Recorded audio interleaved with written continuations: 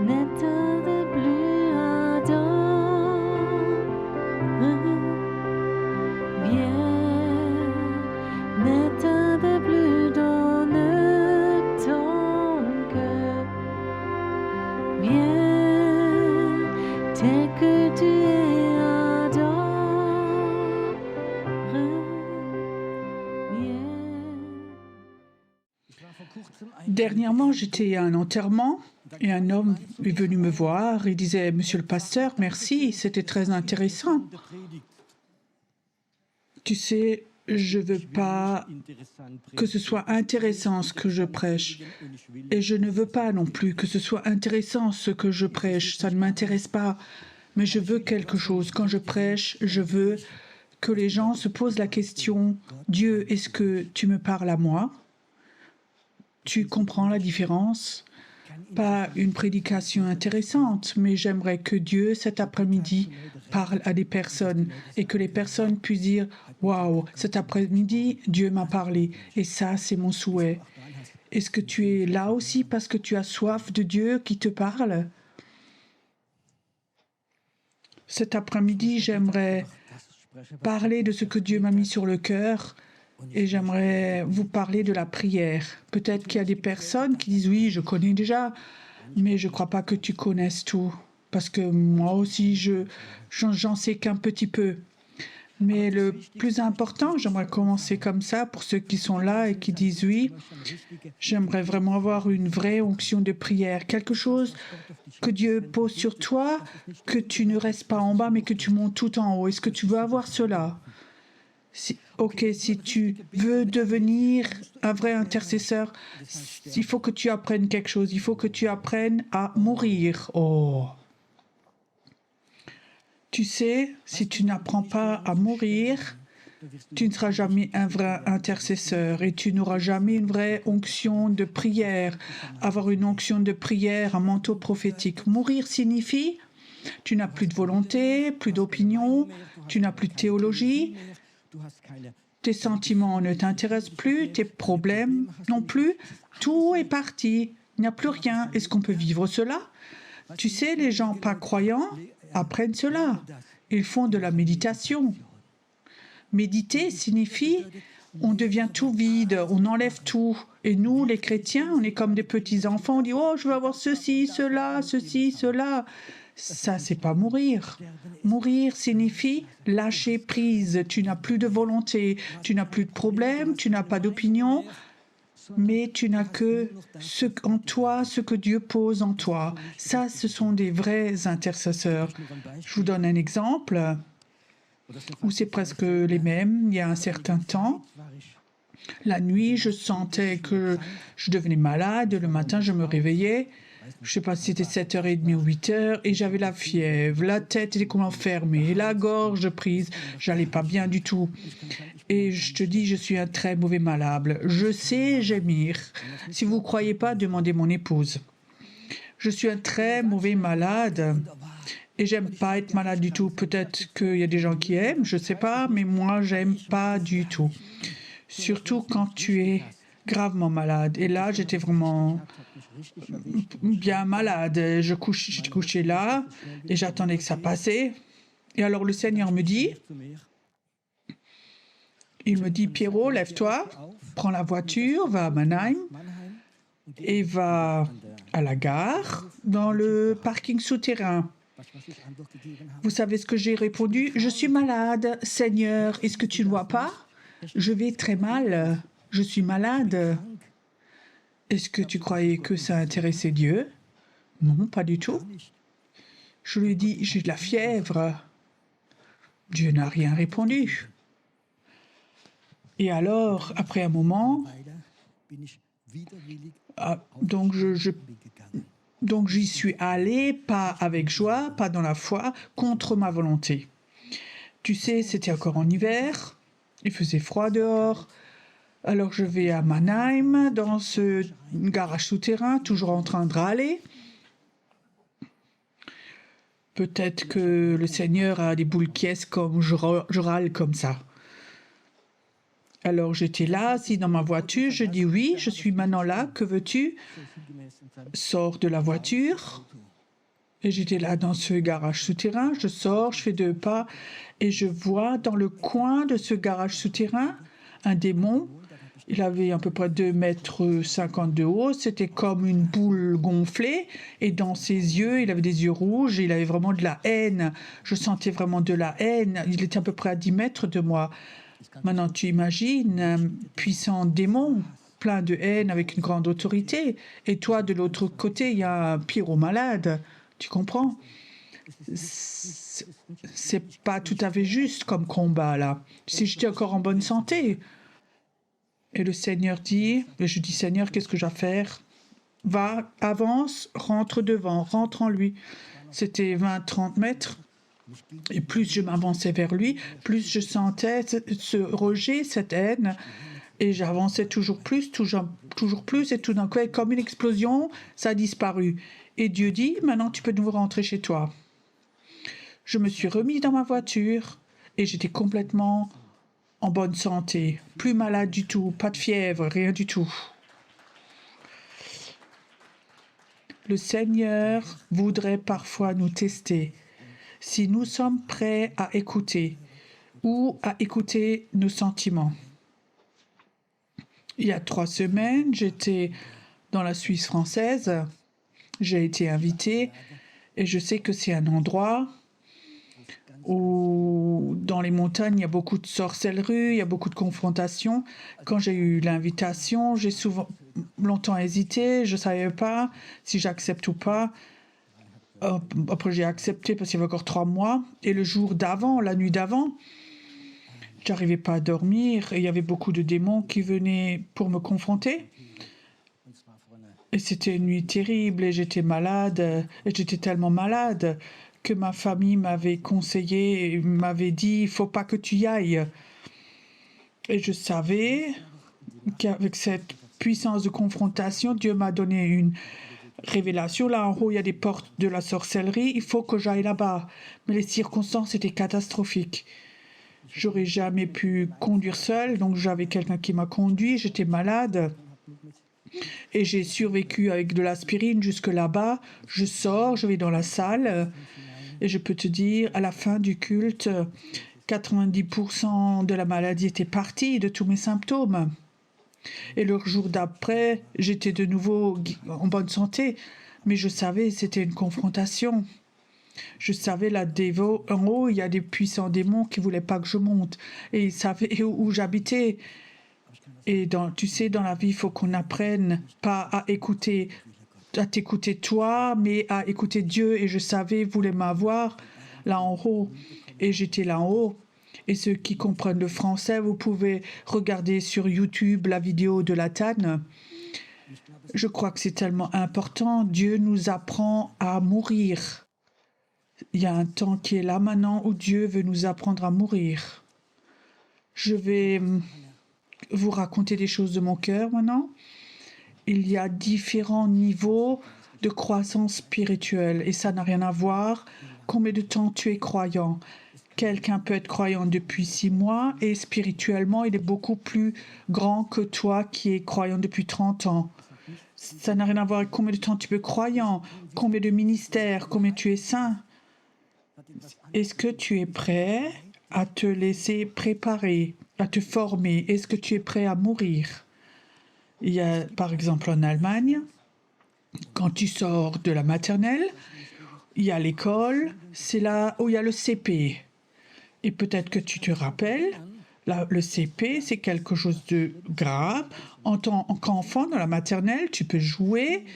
Tu as des poupées, des voitures pour les garçons. Et maintenant, tu vas à l'école, au CP.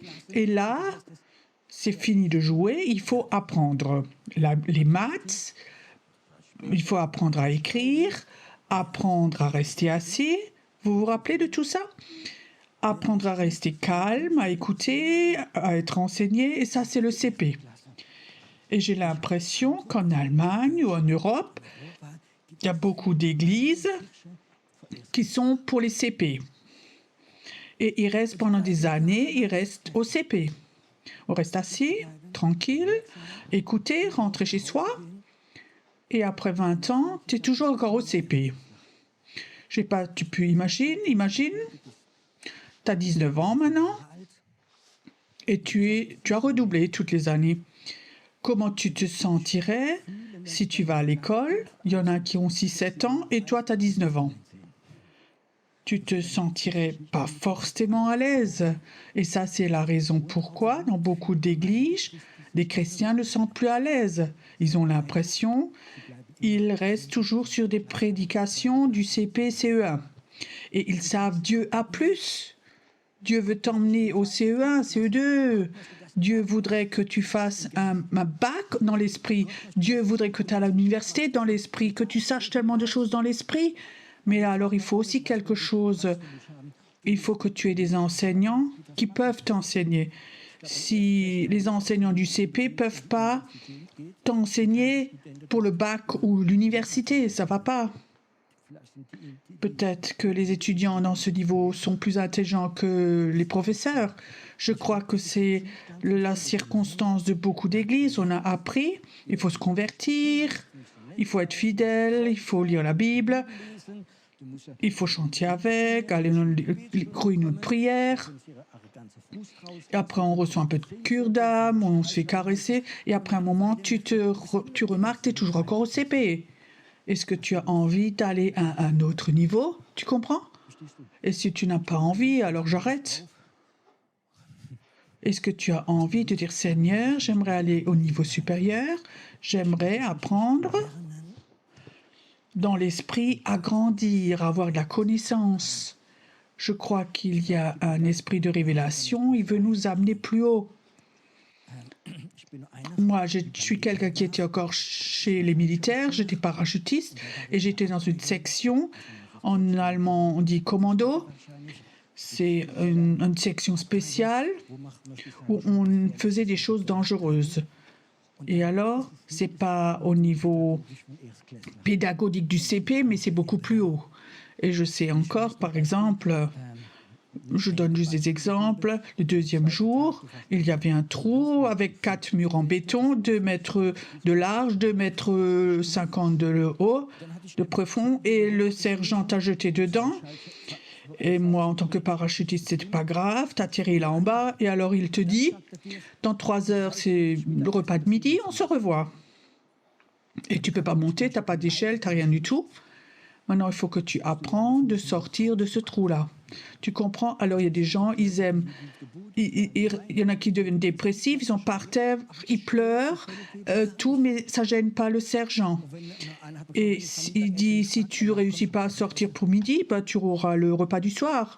Tu sais, moi, je peux te dire, 99% ont appris à sortir de ce trou. Tu peux apprendre, comme si un mur est plus grand que toi, tu peux apprendre à marcher au mur et à monter. Chez les militaires, cette section, ils apprennent à développer la volonté des personnes. Au CP, ça n'existe pas dans les églises. Alors, il y a ceux qui font de la cure d'âme, le pasteur, il te caresse, c'est tout, quand des problèmes. Il y a des chrétiens qui tombent 50 mois dans le trou et 50 fois on les ressort. Moi, je peux te dire, moi j'ai appris, quand quelqu'un est nouveau converti, il tombe dans le trou, on lui tend la main, on lui apprend à sortir. Tu le fais 1 fois, 2 fois. Et la 3e fois, je dis, Seigneur, est-ce qu'il est prêt? Oui. Et je dis, écoute, il faut que tu sortes tout seul maintenant. Tu peux prier, tu es enfant de Dieu. Dans la Bible, il est écrit, si tu es enfant de Dieu, tu as toute puissance d'être enfant de Dieu. Sors de ton trou, combat. Pas toujours y aller et l'aider, mais apprends à sortir de ton trou, apprends à être quelqu'un qui surmonte les problèmes. Amen. À l'époque, les gens me disaient, Pierrot, tu es nouveau converti, les bébés chrétiens sont tellement mignons. Mais avec les collaborateurs, tu es tellement dur. Tu sais, quand tu as des collaborateurs, ils veulent qu'on les traite comme des bébés. Oh, toi le pauvre, alors ils vont jamais avoir la toute-puissance. Et maintenant, j'étais chez les militaires, ça j'ai appris. Chez les militaires, on avait autre chose. Il y avait une tour, 8 à 10 mètres de haut et 1,50 m de large. Et en bas, il y avait une toute petite porte en bas de cette tour en fer. Donc le sergent mettait 6-7 personnes là-dedans et il fermait à clé. Il a dit, quand vous êtes en haut, vous aurez le repas. Maintenant, tu es en bas, 7-8 personnes, et la tour devient de plus en plus étroite. Et maintenant, comment sortir? Alors, il y a des gens, ils sont disputés, criés, et d'autres, ils se sont mis ensemble et ils ont appris comment est-ce qu'on peut sortir ensemble de cette tour en haut par ce trou. On s'aide ensemble, on se soutient. Donc, tu n'as pas de chance de sortir autrement que de s'aider. Les chrétiens doivent de nouveau apprendre comment, dans les situations, on réagit. Comment tu réagis quand tu sais que quelqu'un t'a maudit, que tu sais il y a une oppression dans ta maison, ou tu sais un de tes enfants régulièrement est malade. Comment on apprend à réagir dans ces situations. Quand on te critique, on te rejette et qu'on t'accuse, ou tu n'as pas fait de faute, comment est-ce que toi tu réagis? Est-ce que tu apprends à surmonter ou tu restes dans ton trou, tu gémis et tu attends que le Seigneur revienne, ou tu apprends à surmonter? Une de mes premières expériences que j'ai fait quand j'étais nouveau converti, mon épouse se rappelle encore bien. Il y avait un couple qu'on avait appris à connaître dans le chapiteau. Il était conseiller financier, très équilibré, un homme, né de nouveau. C'était une personne très agréable, très honnête. Et sa femme, son épouse, était, comment on dirait, solala. Spirituellement solala, je te l'explique. Cette femme, elle avait une maladie. Et on a dû lui faire tirer toutes les dents parce qu'elle avait des caries. Et alors, j'ai appris à la connaître à cette époque. Elle ne s'achète pas de dentier parce qu'un prédicateur africain lui a promis Dieu va lui faire pousser pour la 3e fois des dents. Et alors, elle vient chez moi pour que je confirme ça. Et alors, je ne peux pas confirmer quelque chose que je n'ai pas en moi. Et je savais Dieu ne va pas le faire. C'était un souhait de cet homme qu'il avait senti le souhait de cette femme. Alors, elle était fâchée contre moi et plus tard contre Dieu. Et elle disait, je vais dans plus aucune église jusqu'à ce que mes dents repoussent. Et elle est morte sans dents, en fait.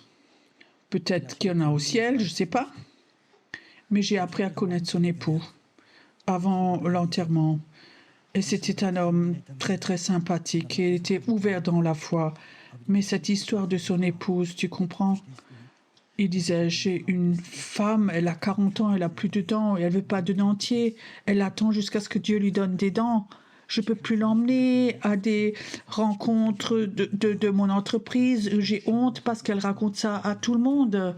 Et je peux te dire qu'il y a comme ça aussi beaucoup de personnes. Ils pensent qu'ils sont spirituels, mais ils ont le niveau tout en bas, de tout là en bas. Je crois que c'est important que nous apprenions spirituellement à être équilibrés et avoir une croissance spirituelle aussi.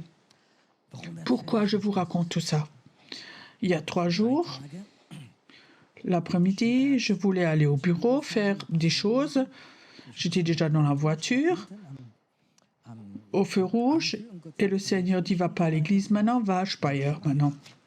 Donc je suis allée à Speyer, au Rhin, et là-bas, Dieu a commencé, le Saint-Esprit a commencé à me parler, à dire, appelle des intercesseurs. Et je dis, comment je dois faire, appeler des intercesseurs? Et le Saint-Esprit a dit, appelle des intercesseurs. Commence à prier, que le Saint-Esprit se répande et que les intercesseurs soient appelés. J'ai juste prié ça, Seigneur, j'appelle des intercesseurs pour sa ville. Ils doivent se réveiller et venir. Ils doivent se réunir, je ne sais pas, mais je les appelle. Que l'appel de Dieu vienne pour les intercesseurs. Alors le Seigneur me dit, quand je suis rentrée, Pierrot, j'aimerais encore une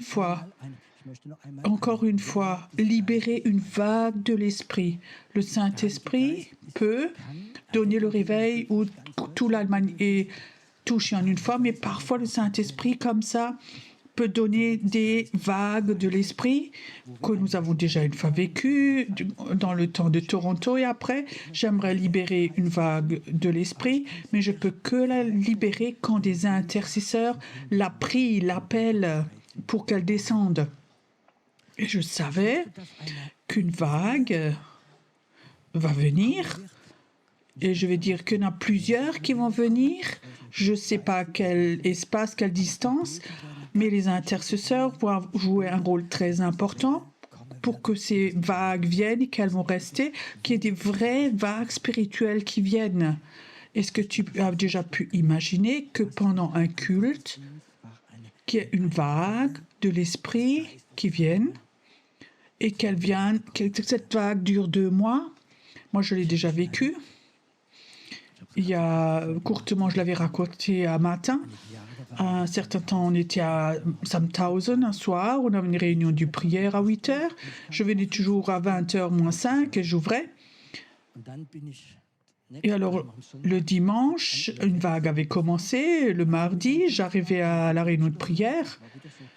Il y avait donc c'était plusieurs minutes avant 8 heures, avant 20 heures. Et tout d'un coup, devant la porte, il y avait plein de monde. Et je pensais, oh, ma montre restait, elle s'est arrêtée. Est-ce que je suis en retard? Non, non, il n'était pas encore 20 heures, mais c'est tous devant la porte et ils louaient Dieu et ils adoraient. Il y a eu 40-50 personnes qui étaient déjà là avant 20 heures. Quand une vague vient, alors les gens le sentent. Quand un vague de l'esprit vient, les gens le voient.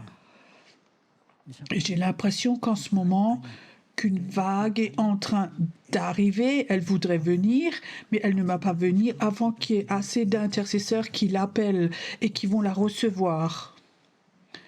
Tu sais, si le Saint-Esprit vient et le réveil vient, tout le monde va venir. Nous avions une vague il y a plusieurs années. Elle a peut-être duré 2-3 mois. Et c'était une vague où beaucoup de personnes ont reçu des dents en or pendant le culte. Je me rappelle, oui, pour beaucoup de gens, c'est ouais, c'est possible. Oui, oui, moi-même, j'en ai plusieurs dans ma bouche.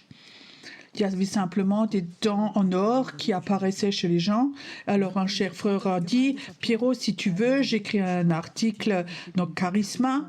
C'est la revue chrétienne pour raconter tout ce qui s'est passé. Au moment où je trouvais l'idée bien, et après j'ai dit non, fais pas, sinon tout le monde va venir voir. Alors tout le monde va venir voir, et peut-être qu'on va même piétiner ce que Dieu fait. Et pour moi, c'était important de dire, il faut qu'on ait un groupe de gens prophétiques, des intercesseurs qui appellent cette vague et qu'on l'accueille avec honneur, avec respect. Pas des enfants qui veulent que faire des bêtises, mais des hommes spirituels, hommes et femmes qui savent que c'est une action du Saint-Esprit maintenant qui vient. Tu sais, les personnes prophétiques dans l'intercession qui voient cette vague, quand elle vient, quand eux viennent et le savent et vont agir avec sagesse et vont l'aimer et la respecter, cette vague. Ceux qui suivent simplement. Ils ne vont pas faire cela. Ils vont, comme des petits-enfants, se mouiller et profiter. Mais peut-être que cette vague ne va pas être fortement et qu'elle va repartir s'il n'y a pas assez de gens qui vont la recevoir, la porter. Ma question, est-ce que toi, tu peux prendre un bout de responsabilité dans ton esprit? Est-ce que tu as quelque chose en toi? Il ne s'agit pas d'être béni. Et c'est le fait qu'une vague de l'esprit vient, elle va venir cette vague, et elle va être forte dans la mesure où nous allons l'accueillir, où nous allons l'appeler, et peut-être qu'il y a une deuxième vague qui va venir, une troisième vague, jusqu'à ce que le réveil soit complètement là, complètement à l'Allemagne. Mais ma peur est que beaucoup de réveils, aussi comme dans le passé, elles n'ont jamais duré longtemps. Il y a des choses qui sont passées, il y a des scissions d'église et tout d'un coup, ça s'est arrêté, la vague s'est stoppée. Je sens comme Dieu dit, Pierrot, j'appelle,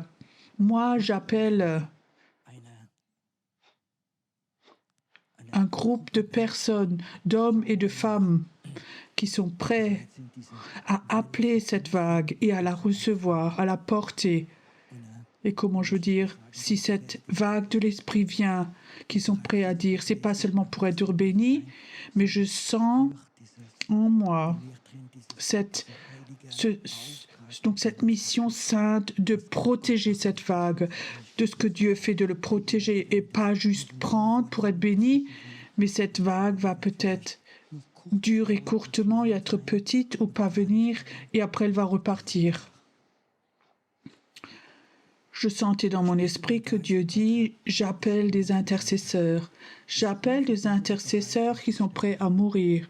Des intercesseurs qui sont prêts à dire « Il ne s'agit pas de moi, de ma santé, de mon mariage, de ma famille ou de mes finances. Il s'agit que du royaume de Dieu. » Moi, j'aimerais être comme ça, une personne qui s'aime pour le réveil et j'aimerais la porter. J'aimerais avoir cette responsabilité, une responsabilité sainte, comme un manteau sur toi qui dit « Seigneur, tu m'as appelé ».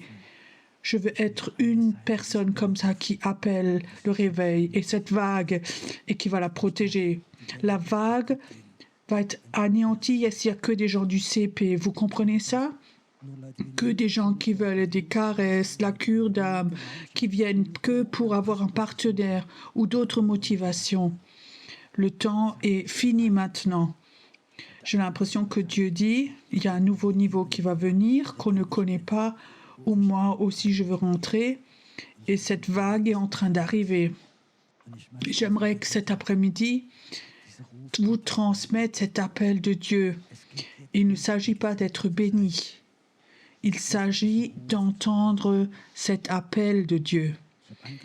Au début, j'ai dit il ne s'agit pas d'une prédication intéressante, mais j'ai à cœur que tu entendes. Est-ce que Dieu te parle à toi? Je ne veux pas t'impressionner par la rhétorique ou te manipuler. J'aimerais que tu apprennes à entendre Dieu et à demander « Dieu, est-ce que c'est toi maintenant qui me parles à moi? Est-ce que tu me parles à moi? Est-ce que c'est ma mission à moi de faire cela ?» Si tu as encore des doutes et tu sens cet appel de Dieu, alors je te dis, n'aie pas peur pour toi-même, parce que la Bible dit « Cherche d'abord le royaume de Dieu et je te donnerai tout le reste, tout ce que tu as besoin. » Un vrai intercesseur prie très très peu pour lui-même. Un vrai intercesseur a appris d'éteindre ses prières pour lui-même parce qu'il sait très bien Dieu va lui donner, il va tout te donner ce que tu as besoin pour toi, il va le faire. Il faut juste que tu cherches le royaume de Dieu. Cherche d'abord le royaume de Dieu. Je le dis encore une dernière fois, Dieu appelle ici, mais aussi ceux qui sont à la maison, ceux qui écoutent maintenant. Au moment où tu écoutes maintenant, éprouve ton cœur. Est-ce que Dieu te parle à toi? Et si Dieu ne te parle pas, alors je te dis, oublie tout. Mais si Dieu te parle à toi, alors donne-lui une réponse et dis, Seigneur, je suis prêt, peu importe ce que ça coûte, je suis prêt aussi à mourir. Mais j'aimerais faire quelque chose, j'aimerais que cette vague vienne, celle que tu as promis, celle que toi tu as promis, celle qui est en route, ce qui est en train d'arriver. Je veux pas qu'elle passe juste et que personne ne la reçoive. J'aimerais l'appeler, j'aimerais avoir une responsabilité pour cette vague. J'aimerais être un intercesseur ou un intercesseur prophétique. J'aimerais, dans l'esprit, voir cette vague. Cet après-midi, peut-être, on a peut-être senti déjà que cette vague venait, mais je peux te dire, elle va devenir de plus en plus forte, de plus en plus forte et plus forte. Je prie que Dieu touche tes yeux spirituels, que tu ne vois plus que tout ce qui est chaotique dans ton pays, dans la politique et tout. C'est pas important quel parti gagne. C'est tellement important que le plan de Dieu se réalise. Est-ce que tu peux, dans l'esprit, voir comme une vague de Dieu est en train d'arriver? Est-ce que tu peux le sentir dans ton esprit? Est-ce que tu as une joie en toi? Peut-être tu pries depuis longtemps pour cela. Est-ce que tu as une joie cet après-midi? Si une vague venait, et elle va venir, Elle va venir. Écoute, si tu es là, et dans l'esprit, tu peux la sentir qui vient, tu le sens. Alors élève simplement tes mains vers Dieu, comme signe que tu veux, comme signe, je veux voir le réveil. Je veux que la vague vienne. Je veux la prier, la faire descendre. Je veux la porter. Je veux avoir un bout de responsabilité. Je veux être un paraspirituel pour cette vague qui va venir. Reçois maintenant. Reçois maintenant. Que tu puisses la voir dans l'esprit. Elle va venir. Reçois. Reçois. Apprends à voir dans l'esprit. Apprends à voir dans l'esprit. Reçois maintenant. Apprends à voir dans l'esprit.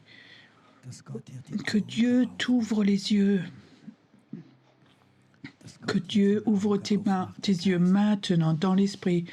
Que tu sais, que tu sais, que tu sais. Une vague est en train d'arriver. Elle est là. Tu ne vas pas seulement maintenant, mais aussi les prochains jours. Tu vas te prendre du temps à dire Seigneur, oui. Oui, Seigneur, je veux la voir. Oui, Seigneur, je veux qu'elle vienne. Dans ma ville, peu importe où tu es, je veux la voir. Je veux la voir. Peut-être que tu as vu assez de nuages sombres au-dessus de l'Allemagne par cette situation qui est là. Et tu sais, tous les incroyants voient en Allemagne tous ces nuages sombres, les soucis. Mais nous voulons la voir, la vague du réveil, elle est là. Il y a quelqu'un qui est là. Ton cœur commence à pleurer. Parfois, c'est un signe du Saint-Esprit, autorise-le. Ton cœur commence à pleurer. Il pleure de joie. Ton esprit peut parfois avoir des sentiments. Une joie, ça va venir. Ça va venir. Viens, inspire maintenant. C'est là. Tu es venu cet après-midi, dit le Seigneur, pour que je puisse te parler. Cet après-midi, ici ou chez toi à la maison, tu as cette chance que Dieu te parle et qu'il t'appelle.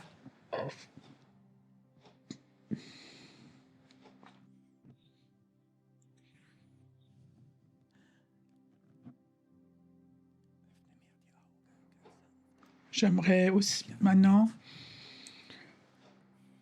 qu'on entende ce chant. Ouvre-moi les yeux. Je veux voir Jésus. Et certains dans l'esprit vont voir ce nuage, ce Jésus. Et pendant ce chant, si tu es là, et tu peux voir, parce que Jésus t'ouvre les yeux, alors pendant ce chant, viens devant.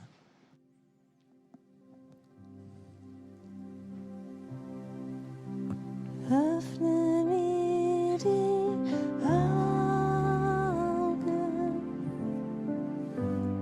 Ich will Jesus sehen, mich ausstrecken zu ihm und sagen, ich liebe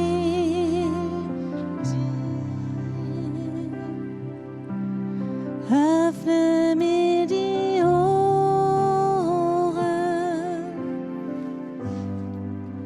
und hilf mir zu hören.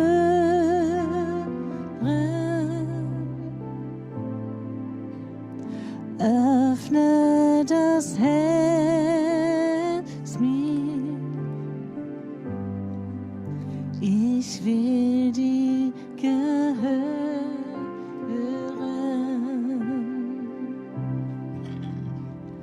Öffne mir die Augen.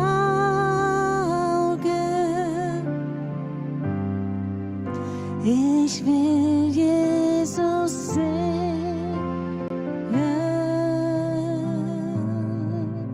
mich ausstrecken zu ihm und sagen, ich liebe dich. Öffne mir die Ohren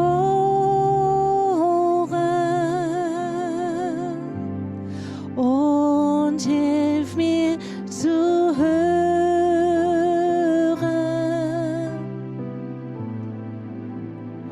Öffne das Herz mir.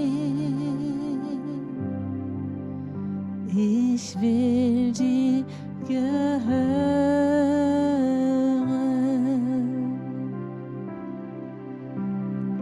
Öffne mir die Augen.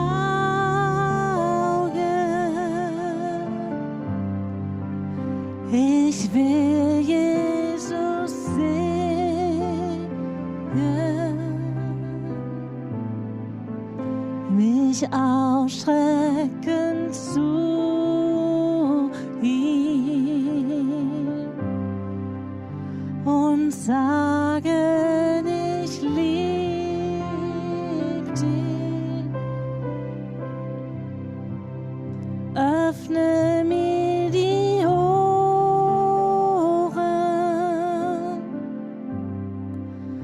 und hilf mir zu hören.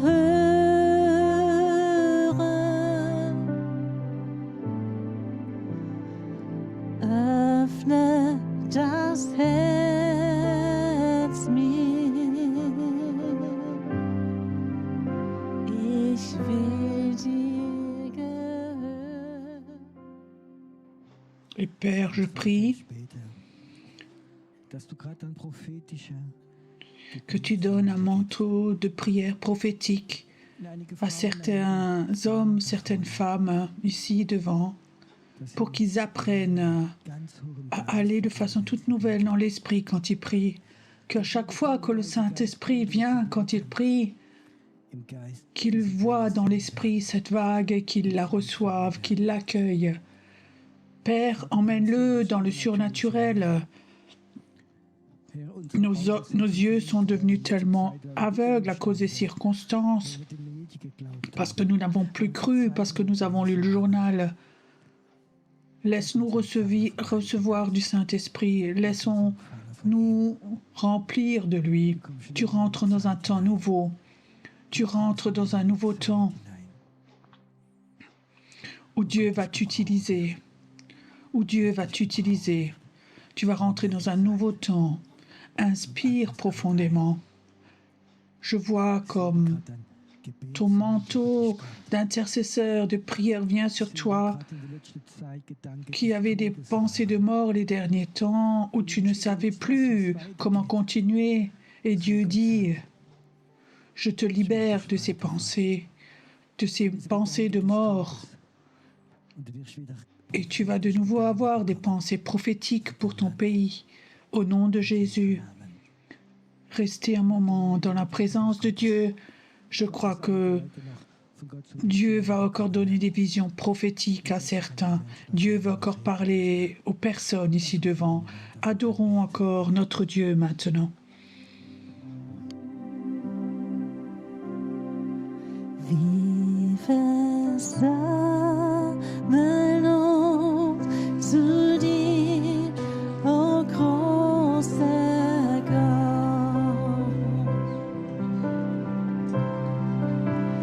Wir versammeln uns zu dir, o großer Gott.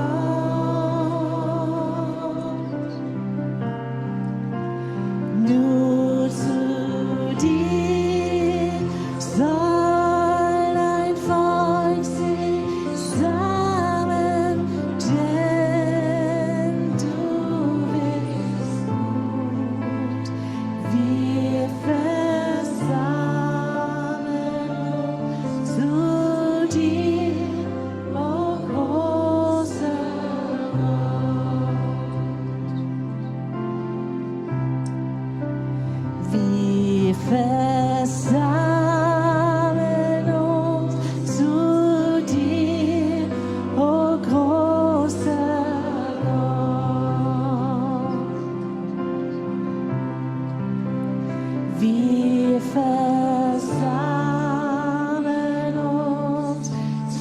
dir, o großer Gott.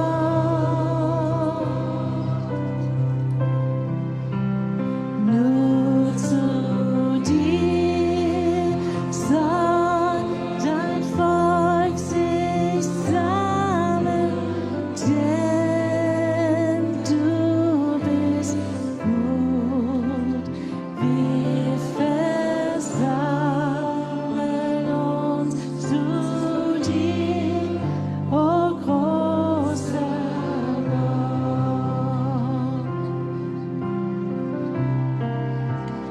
Nur zu dir soll dein Volk sich sammeln, denn du bist gut.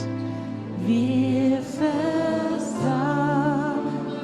uns zu dir, o großer Gott.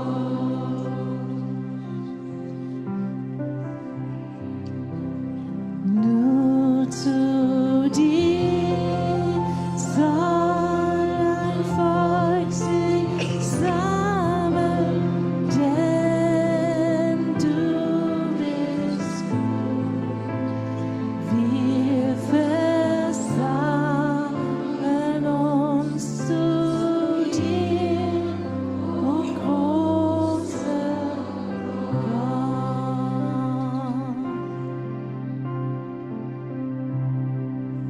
Jesus ist hier. Jesus ist hier. Jesus ist hier an diesem Ort.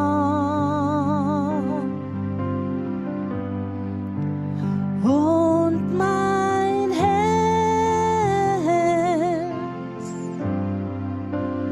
es schlägt in mir. Jesus ist hier an diesem Ort.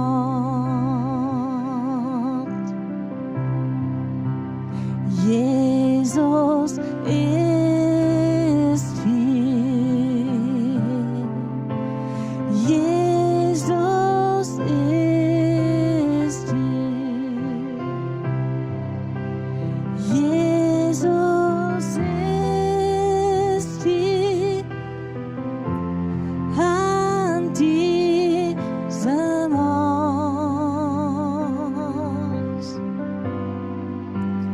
Und mein Herz,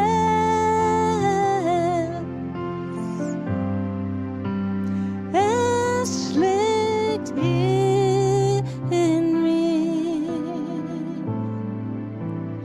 Jesus ist hier an diesem Ort. Jesus ist hier. Jesus ist hier. Jesus ist hier an diesem Ort.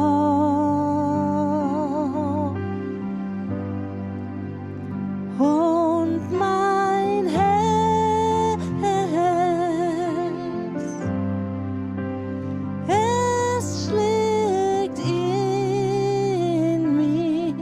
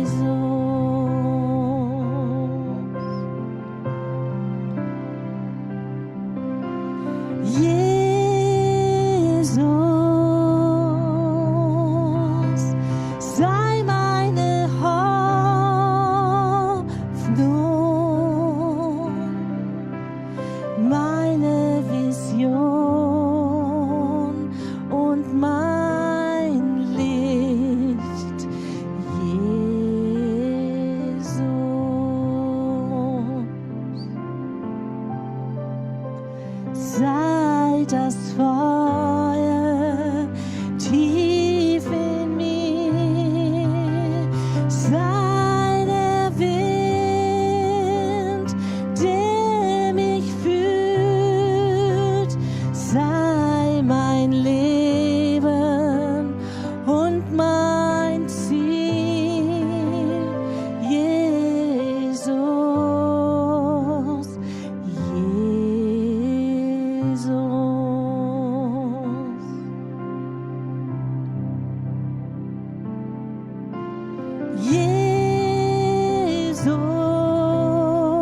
Jesus, sei das Zentrum,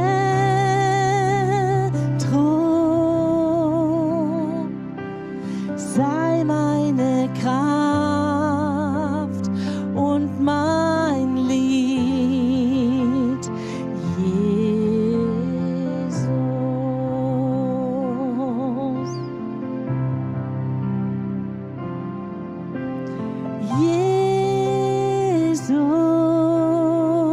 Jesus, sei meine Hoffnung, meine Vision und mein Licht. Jesus.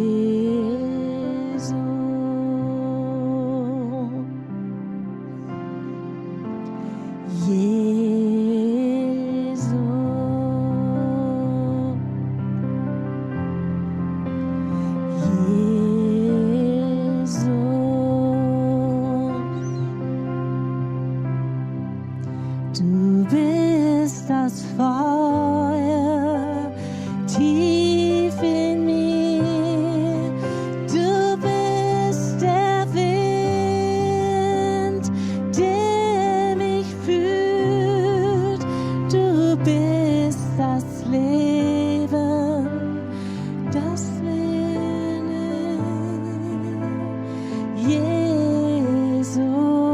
Jesus,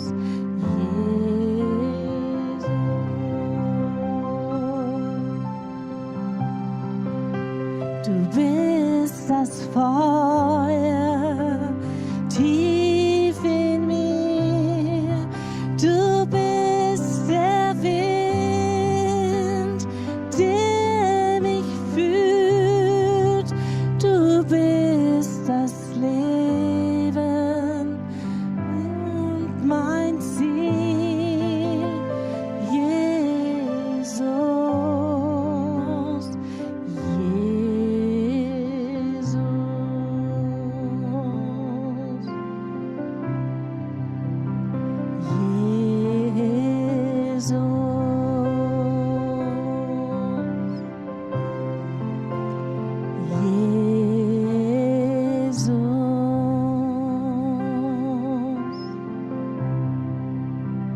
du bist das Feuer tief in mir.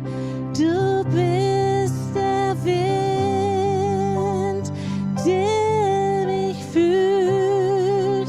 Du bist das Leben und mein Ziel.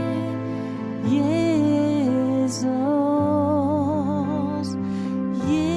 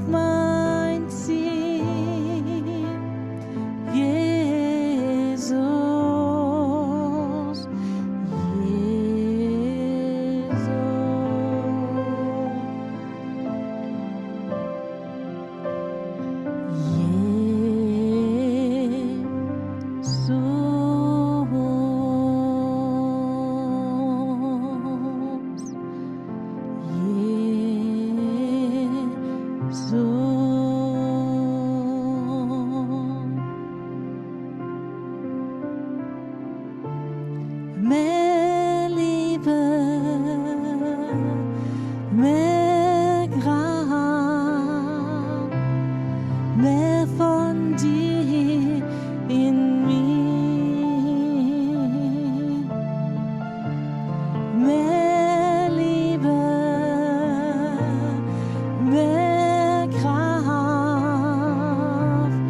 mehr von dir in mir. Ich will dich anbeten von ganzem Herzen. Ich will dich anbeten mit all meinem Sein. Ich will dich anbeten mit all meiner Stärke. Du bist mein Gott. Du bist mein Gott. Mehr Liebe, mehr Kraft, mehr von dir in mir. Mehr Liebe, mehr Kraft,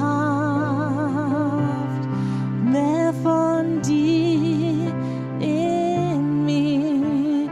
Ich will dich anbeten von ganzem Herzen. Ich will dich anbeten mit all meinem Sein. Ich will dich anbeten mit all meiner Stärke. Du bist mein Gott.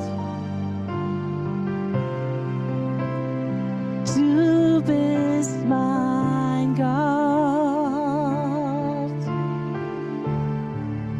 Denn du bist mein Gott. Du bist mein Gott.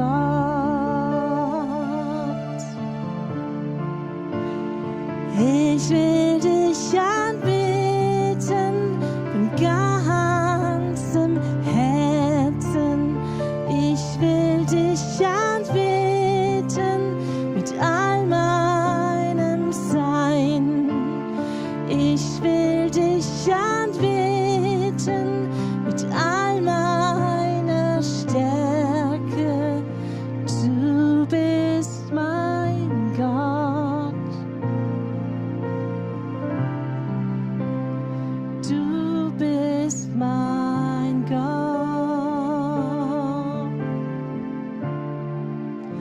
Denn du bist mein Gott.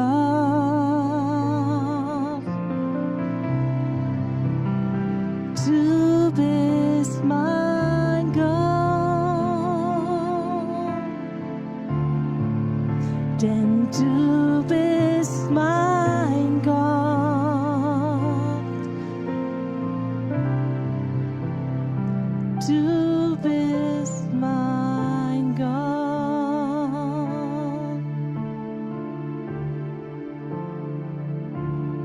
Immer mehr von dir, immer mehr sein wie du, immer mehr deine Worte verstehen, deine Werke tun, o Herr, immer mehr von dir, immer mehr sein wie du, immer mehr deine Worte verstehen, deine Werke tun, o Herr, immer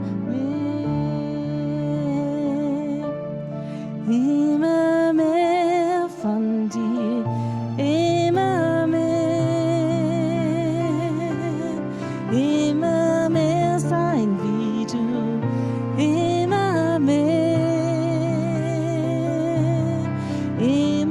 mehr deine Worte verstehen, deine Werke tun, o Herr, immer mehr, immer mehr, immer mehr, immer mehr, immer mehr von dir, immer mehr, immer mehr.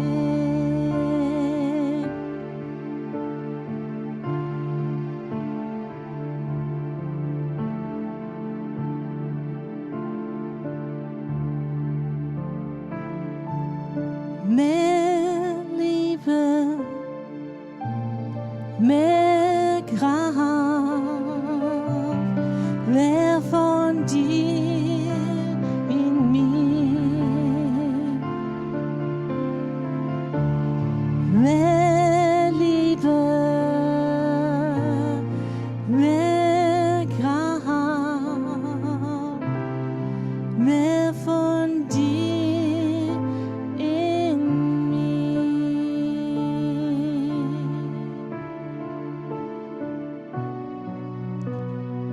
Großer, herrlicher Gott, wir kommen nun zu dir. Großer, herrlicher Gott, wir beugen unsere Knie. Wir wollen dich erkennen, wie du wirklich bist. Die Breite der Höhe, deiner selbst, o Herr, unser Gott. Großer, herrlicher Gott, wir kommen nun zu dir. Großer, herrlicher Gott, wir beugen unsere Knie. Wir wollen dich erkennen, wie du wirklich bist. Die breite, tiefe Höhe, deiner selbst, o Gott, unser Gott. Deine unfassbare Liebe, die mein Denken übersteigt, will ich immer mehr erfassen und in ihr verwurzelt sein. All mein Denken, all mein Wollen soll auf dich gerichtet sein. Deine Fülle will ich haben, dich erkennen, wie du bist, so wie du bist.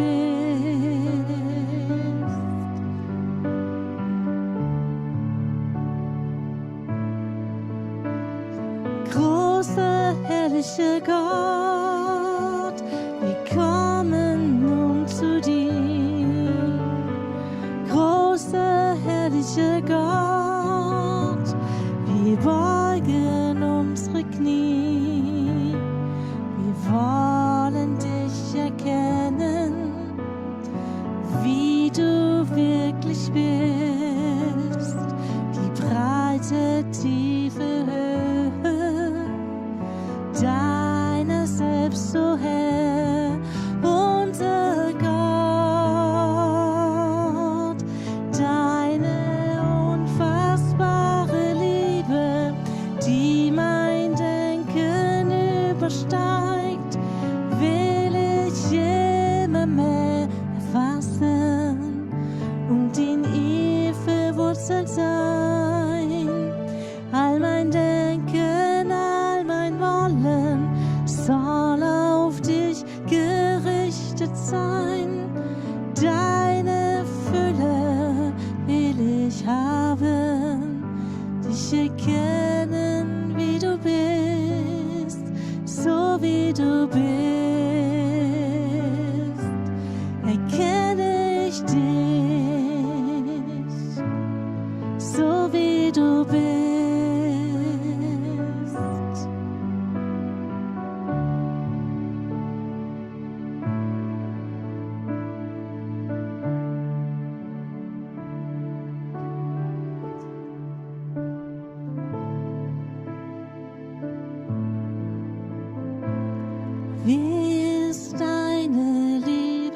tief, dass ich niemals sie begreif. Sie ist viel zu hoch für mich. Sie ist unermesslich.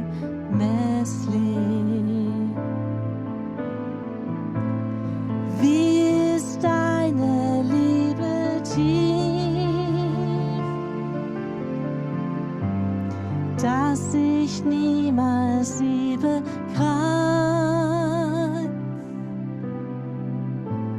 Sie ist viel zu hoch für mich.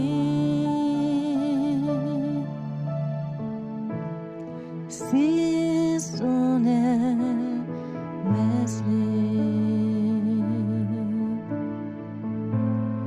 Wie ist deine Liebe tief,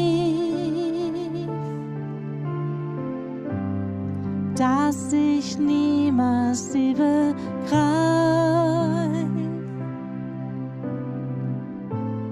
Sie ist viel zu hoch für mich. Sie ist unermesslich.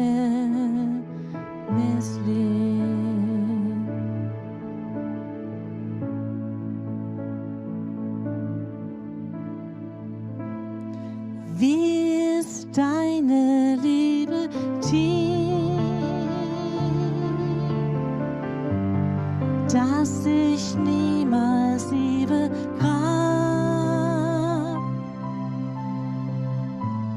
Sie ist viel zu hoch für mich.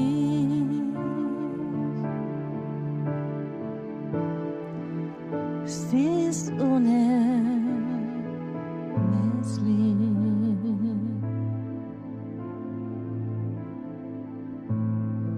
Im Glanz deiner Majestät, auf den Stufen vor deinem Thron, stehen wir in deinem Licht und singen die Lieder. Im Glanz deiner Majestät, auf den Stufen vor deinem Thron, stehen wir in deinem Licht und singen die Lieder. Du, o Herr, bist die Quelle des Lebens und von dir leben wir. Du, o Herr, bist die Quelle des Lebens und von dir leben wir. Im Glanz deiner Majestät, auf den Stufen vor deinem Thron, stehen wir in deinem Licht und singen die Lieder. Im Glanz deiner Majestät, auf den Stufen vor deinem Thron, stehen wir in deinem Licht und singen die Lieder. Du, o Herr, bist die Quelle des Lebens und von dir leben wir. Du, o Herr, bist die Quelle des Lebens und von dir leben wir.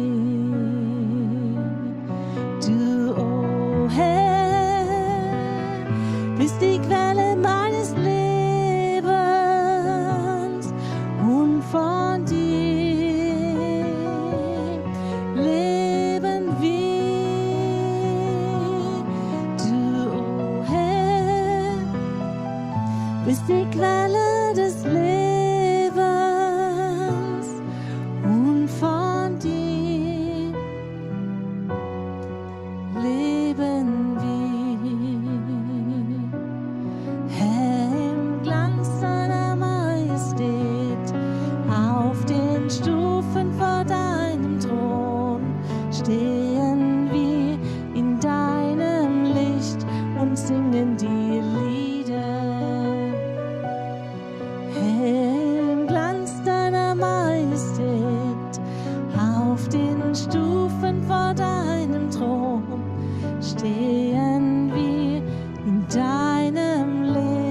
und singen die Lieder. Du, o Herr, bist die Quelle des Lebens und von dir leben wir. Du, o Herr, bist die Quelle meines Lebens und von dir leben wir.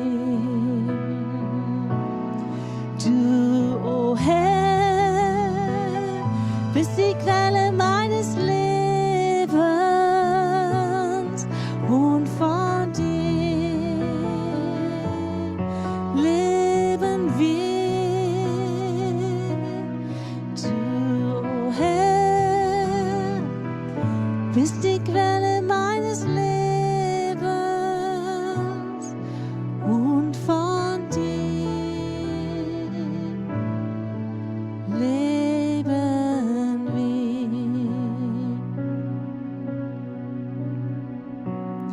Ja, von dir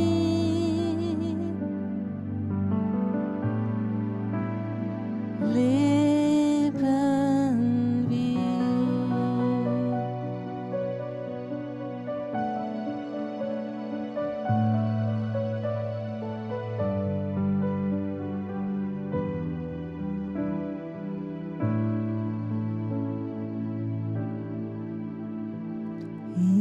Ich stehe vor dem Gnadenthron und bete an. Ich sehe den Vater und den Sohn, das Opferlamm.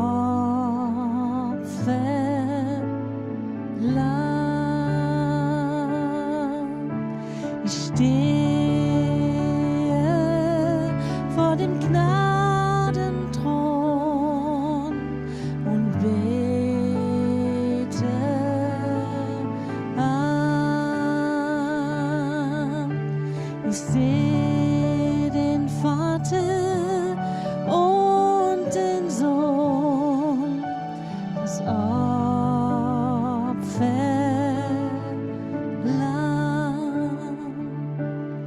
Und ich bete an, ja, ich bete an. Ich erhebe meine Hände in Anbetung, bete dich an.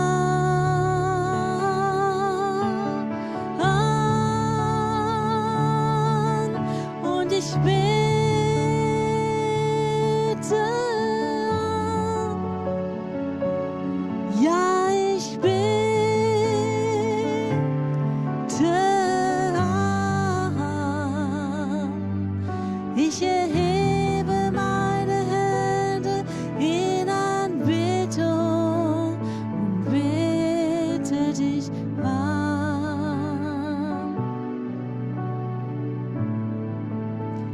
Ich bete dich an, in Geist und Wahrheit. Oh, du hast mir die Tür geöffnet und ich bete dich an vor deinem Gnadenthron. Ich stehe vor dem Gnadenthron und bete an. Ich sehe den Vater und den Sohn,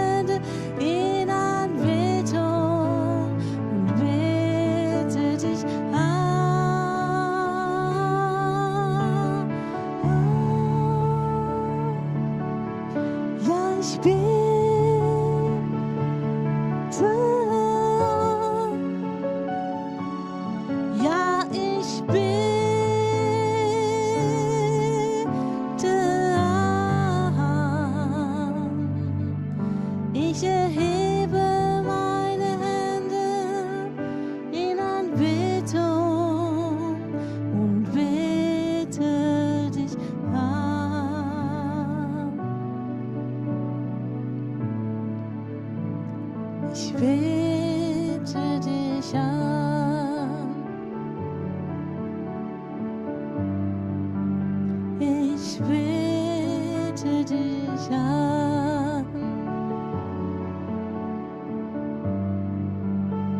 Ich bete dich an.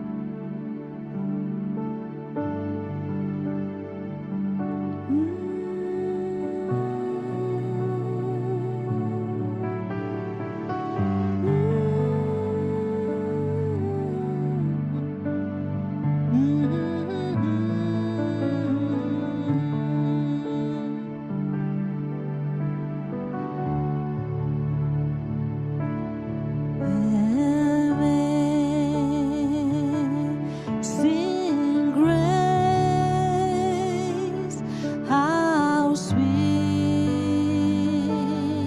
the sound that saved a wretch like me.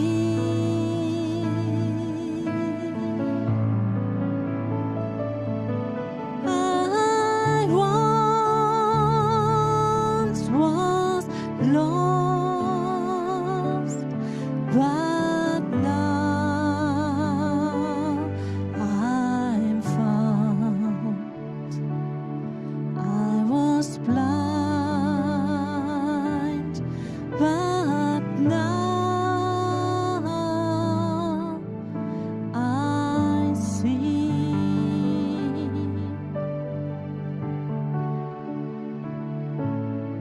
O Gnade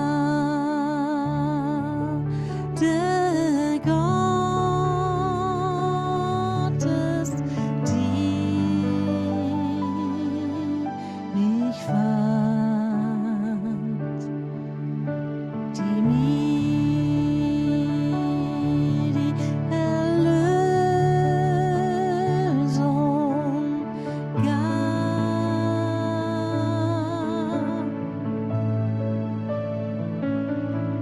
Denn ich war verloren, doch fand mich und gab Licht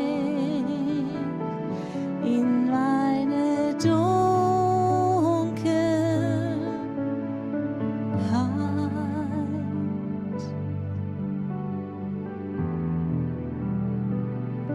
Und gab Licht in meine Dunkelheit.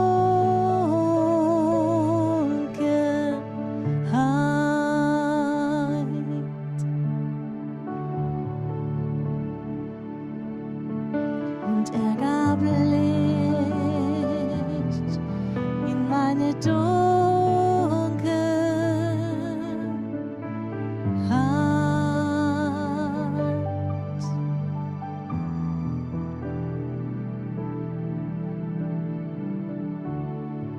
Und keine ist so wie du.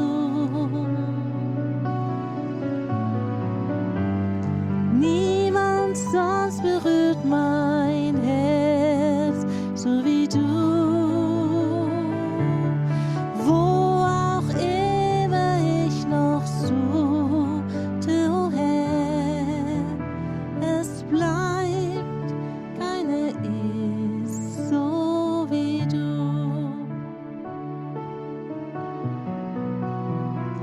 Keine ist so wie du.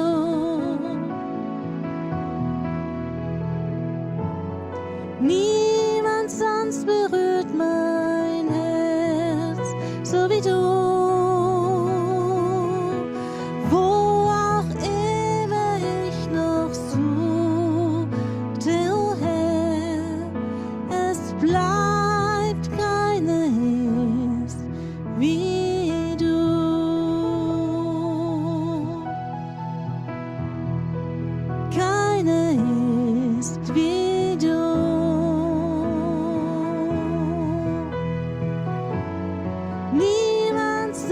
berührt mein Herz, so wie du. Wo auch immer ich noch suchte, o Herr, es bleibt keiner ist wie du.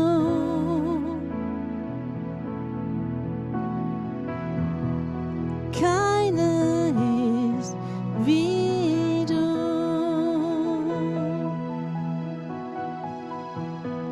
There is none like you.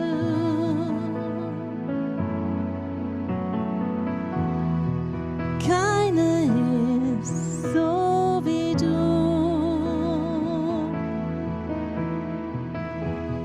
Nul n'est comme toi.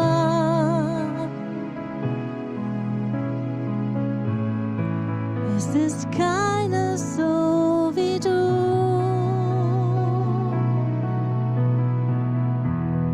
Keiner ist wie du.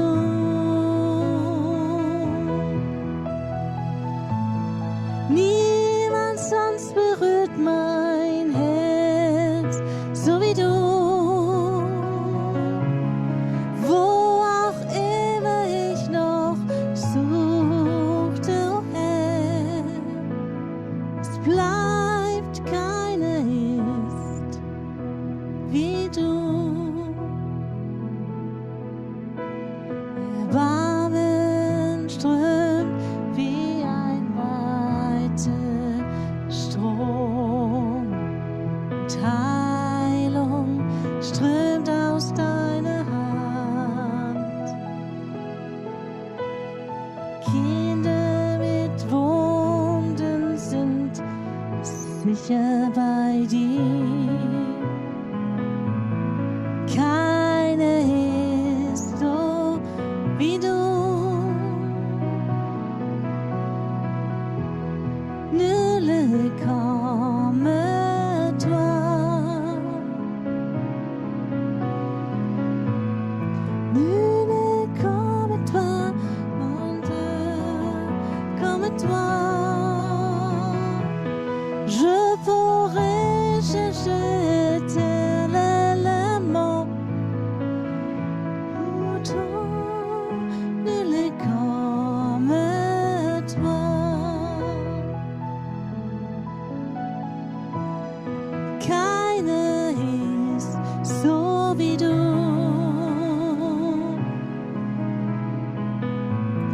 Niemand anders gebührt die Ehre so wie du.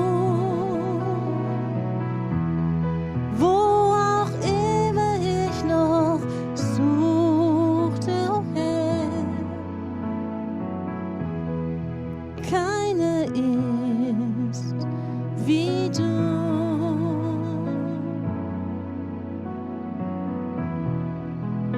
Keiner ist so wie du.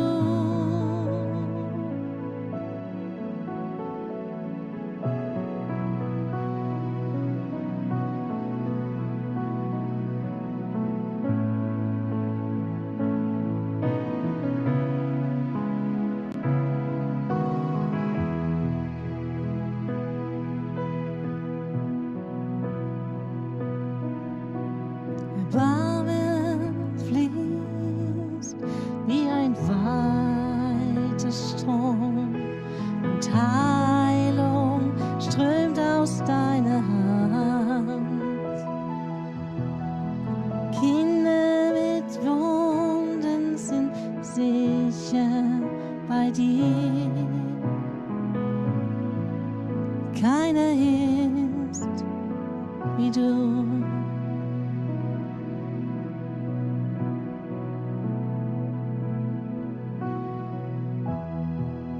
Keiner ist so wie du. Niemand sonst berührt mein Herz, so wie du.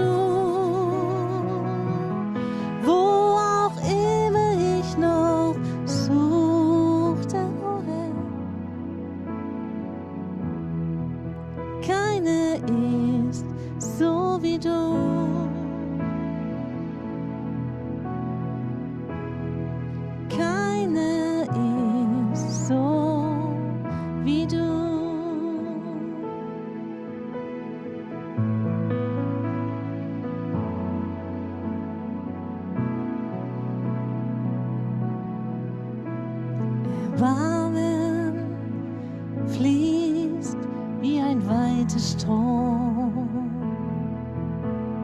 und Heilung strömt aus deiner Hand.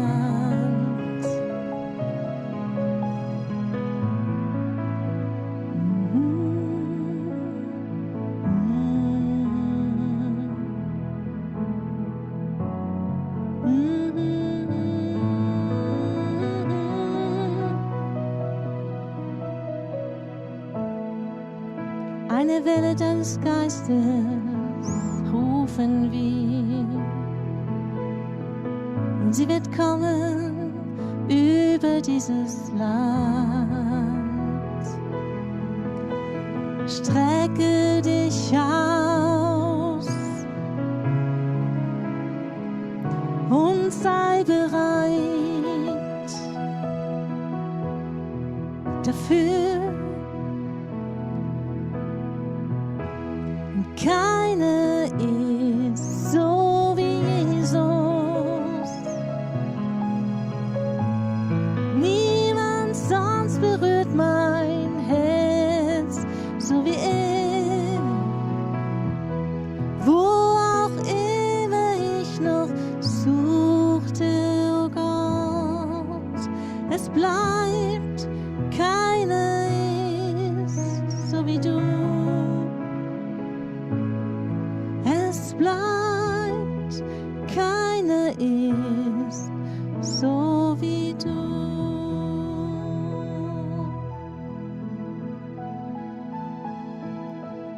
Wir wollen uns verabschieden mit dieser Welle des Geistes, mit dieser Welle der Liebe Gottes, des Erbarmen Gottes, der Heilung Gottes, der Zeichen und Wunder Gottes. Sagen wir Tschüss, Goodbye aus Heidelberg.